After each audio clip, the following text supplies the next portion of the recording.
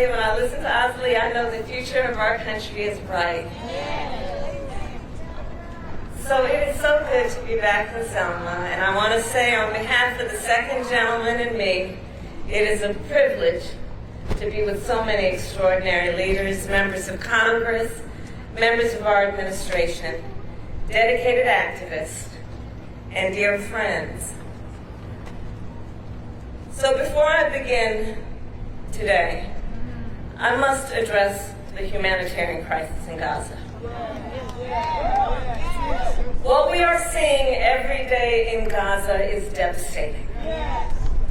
We have seen reports of families eating leaves or animal feed, women giving birth to malnourished babies with little or no medical care, and children dying from malnutrition and dehydration. As I have said many times, too many innocent Palestinians have been killed. And just a few days ago, we saw hungry, desperate people approach aid trucks, simply trying to secure food for their families after weeks of nearly no aid reaching northern Gaza. And they were met with gunfire and chaos. Our hearts break for the victims of that horrific tragedy and for all the innocent people in Gaza who are suffering from what is clearly a humanitarian catastrophe. People in Gaza are starving. The conditions are inhumane. And our common humanity compels us to act. As President Joe Biden said on Friday, the United States is committed to urgently get more life-saving assistance to innocent Palestinians in need. Yesterday, the Department of Defense carried out its first airdrop of humanitarian assistance, and the United States will continue these airdrops. And we will work on a new route by sea to deliver aid. And the Israeli government must do more to significantly increase the flow of aid. No excuses. They must open new border crossings. They must not impose any unnecessary restrictions on the delivery of aid. They must ensure humanitarian personnel, sites, and convoys are not targeted. And they must work to restore basic services and promote order in Gaza so more food, water, and fuel can reach those in need. As I have said repeatedly since October 7, Israel has a right to defend itself. And President Joe Biden and I are unwavering in our commitment to Israel's security. Hamas cannot control Gaza. And the threat Hamas poses to the people of Israel must be eliminated.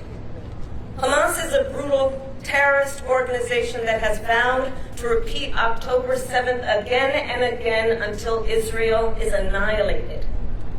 Hamas has shown no regard for innocent life, including for the people of Gaza, who have suffered under its rule for almost 2 decades.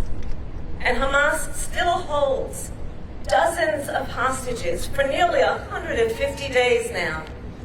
Innocent men and women, including American citizens, who were brutally taken from their homes and from a concert.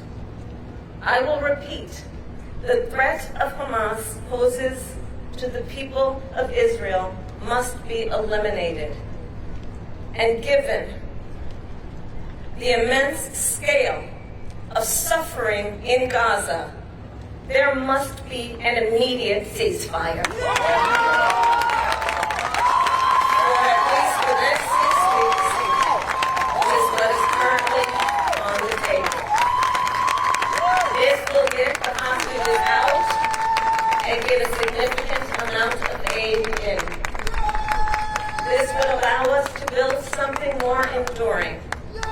to ensure Israel is secure and to respect the right of the Palestinian people to dignity, freedom, and self-determination.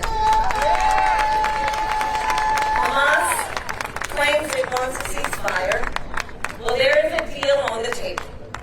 And as we have said, Hamas needs to agree to that deal. Let's get a ceasefire. Let's reunite the hostages with their families. And let's provide immediate relief to the people of Gaza.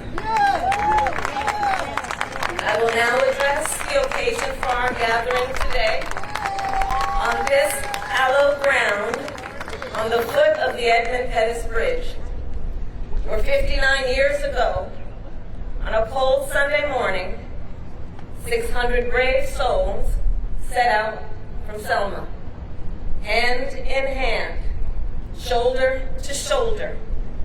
They marched for the freedoms that were theirs by birth and theirs by right. The freedom to vote, the freedom to live without fear of violence or intimidation, the freedom to be full and equal members of our nation. They marched peacefully. They knew violence against them was inevitable.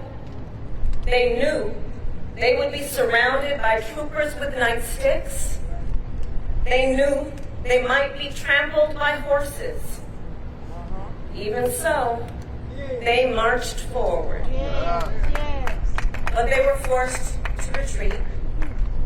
And yet, they would not be deterred, defeated, or denied. And they returned to this bridge while many were still bound in bandages, because they knew what was on the other side. A promise of a future that was more equal, more just, and more free. And yes, they crossed this bridge. And in so doing, they also built a bridge. They brought together white Americans, black Americans, all sorts of Americans, and ministers and rabbis and members of SCLC and SNCC and folks of all ages and backgrounds. And less than 6 months later, the Voting Rights Act of 1964 was signed into law. The story of Selma, a story of our nation. Freedom is fundamental to the promise of America. Freedom is not to be given. It is not to be bestowed. It is ours by right. And the power behind the promise of freedom has always been in the faith of her people and our willingness to fight for freedom, be it on the fields of Gettysburg, in the schools of Little Rock, on the streets of Ferguson, and on this bridge right here in Selma. And today we know our fight for freedom is not over, because in this moment we are witnessing a full-on attack on hard-fought, hard-won freedoms. Starting with the freedom that unlocks all others, the freedom to vote, the sacred freedom to vote. Today, in states across our nation, extremists pass laws to ban drop boxes, limit early voting, and restrict absentee ballots. In Georgia, extremists passed a law to even make it illegal to give people food and water for standing in line to exercise their civic duty and right to vote. I ask the friends here, Rev, whatever happened to love thy neighbor? The hypocrisy abounds. And do notice, the governor of Georgia signed that law on the 56th anniversary of this very march.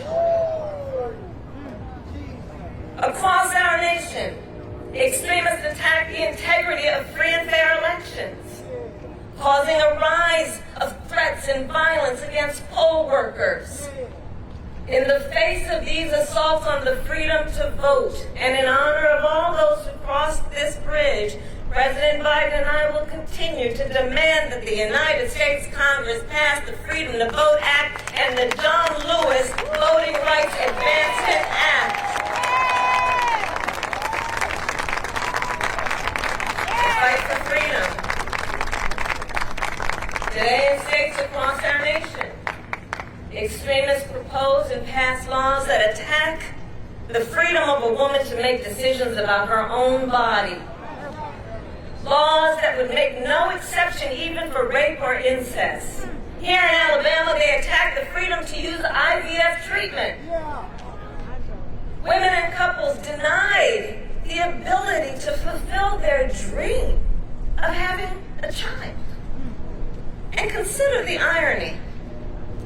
On the one hand, these extremists tell women they do not have the freedom to end an unwanted pregnancy, and on the other hand, these extremists tell women they do not have the freedom to start a family.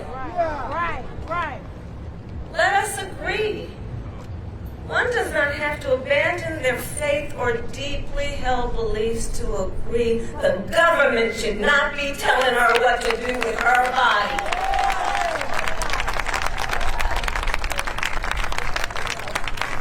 Fight for freedom. That every person in our nation has a right to be free from the horror of gun violence. And yet today, these extremists stand by and refuse to pass reasonable gun safety laws to keep our children and places of worship safe. Freedom. That every person in our nation has a right to be free to love who they love openly and with pride. And yet, just this past year, extremists have passed or proposed hundreds of laws targeting LGBTQ people. Freedom. That every person in our nation has the freedom to learn and acknowledge our country's true and full history. And yet today, extremists pass book bans in this year of our Lord 2024. Well, they also try to erase, overlook, and rewrite the ugly parts of our past. Fundamental freedoms under assault. The freedom to vote, the freedom from fear, violence, and harm, the freedom to learn, the freedom to control one's own body, and the freedom to just simply be. And understand the profound impact these attacks have on the next generation of our leaders. Just last fall, 15,000 young leaders joined me during my Fight for Our Freedoms college tour. And for them, these attacks on freedom are a lived experience. It is their lived experience that extremist leaders have intentionally closed polling places near college campuses and restricted the use of student IDs to vote. That it is black voters and student voters who are most targeted by anti-voter laws. A lived experience that during the height of their reproductive years, the highest court in our land, the Court of Thurgood, and RBG, took a constitutional right that had been recognized from the people of America, from the women of America. So that now this generation has fewer rights than their mothers and grandmothers. Their lived experience. That from kindergarten to 12th grade, they have consistently had to endure active shooter drills. While extremists refuse to pass universal background checks, red flag laws, and an assault weapons ban. Our young leaders, well, they are clear-eyed about what's at stake. And in the spirit of a young John Lewis, I know they too will not be deterred, they will not be defeated, and they will not be denied. So Selma, The challenges we currently face are not unlike the challenges faced by those 600 brave souls 59 years ago. And in this moment, we too then are confronted with a fundamental question. What kind of country do we want to live in? Do we want to live in a country of freedom, liberty, and justice? Or a country of injustice, hate, and fear? We each have the power to answer that question. With our voice, with our feet, and with our vote. I'll close by sharing with you in my West Wing office in the White House. Yeah, that's where I work. I hung a piece of this artwork that is the first thing I see when I walk into my office in the morning. It's a large framed photograph taken on Bloody Sunday depicting an injured Amelia Boynton receiving care at the foot of this very bridge. And for me, it is a daily reminder of the struggle, of the sacrifice, and of how much we owe to those who gave so much before us. History is a relay race. Generations before us carried the baton, and now they have passed it to us. So let us continue to organize, let us continue to fight, and let's make some good trouble along the way. God bless.